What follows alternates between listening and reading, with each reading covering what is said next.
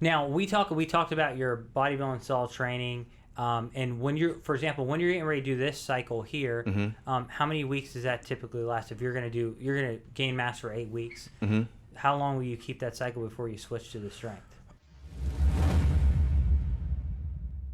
I'll keep the mass building cycle for probably 4, maybe 8 weeks max. I don't like to add too much mass to my body where the ratio can be torn apart, where you're adding more fat than you're adding more muscle. Because once you start breaking that fat to muscle ratio, I'm going to have to lose the fat sooner or later. So I kind of stop after about a solid 8 weeks. Okay. And then I slowly dwindle it back down to like my normal, quote unquote, workouts. Oh, that's great. Okay.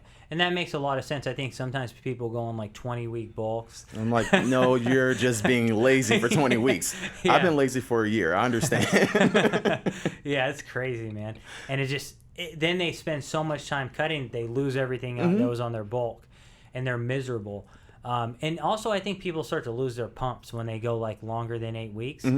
You know, they lose the vascularity, the pumps, all that stuff. I think sometimes you lose the real goal and intention of your bulking as well when you take too much time, because you're like, okay, well, I can slack on my diet, I can slack on my workouts because I have X amount of time. Right. It's really not that serious. You should take your bulk just as serious as you take your cutting phase, and that's what some people misunderstand. If you're really taking your body serious for whatever program you're doing, take it serious. Agreed.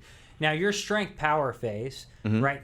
Is that one phase, or is it in combination, or are they separate? I like them to be in combination if possible, because I like to gain the size and strength somewhat proportionally. Yep. So as my muscle bellies grow, they grow dense, and as I cut, they don't shrink down as much. So you'll see a lot of people like bulking, they get that poofy look, and then that muscle just doesn't stay because it's just such new thin muscle that once you diet down, kind of breaks down with the fat.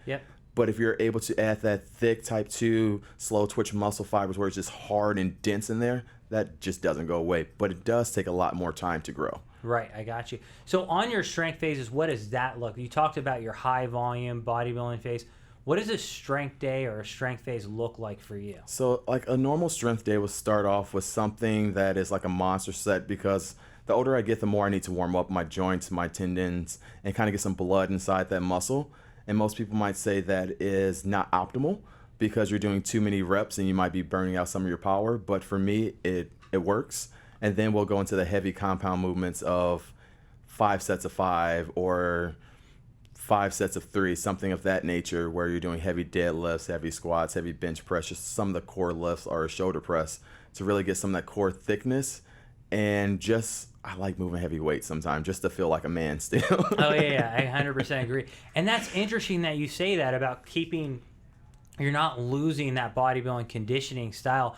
Because there's good research where they took guys and they did like a bodybuilding phase, and then they went to a pure strength phase where they did like sets of 5. And then another group did that, but they also kept like that slight burnout type of high volume rep stuff in there.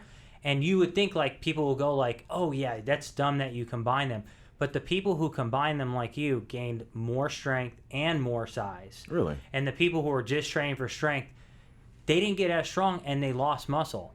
So I think that you're sustaining what you gained during that bodybuilding phase while you're gaining strength. And I think people need to understand that. A lot of times people go to pure powerlifting phases and they lose all the conditioning that they got in the bodybuilding phase. They lose the vascularity, the fullness of the muscle. So they lose that, even though they're gaining density, they're losing all those other attributes. And then how much time does that take you to set back to get back to where you were? Long And I time. feel like it's just this juggling effect of 1 step forward, 2 steps back, and you're just really always playing this weird catch-up game where nobody gains much muscle mass. Most people that I know probably only gain 2 to 5 pounds, but they're training extremely hard all year long and nothing's really going their way.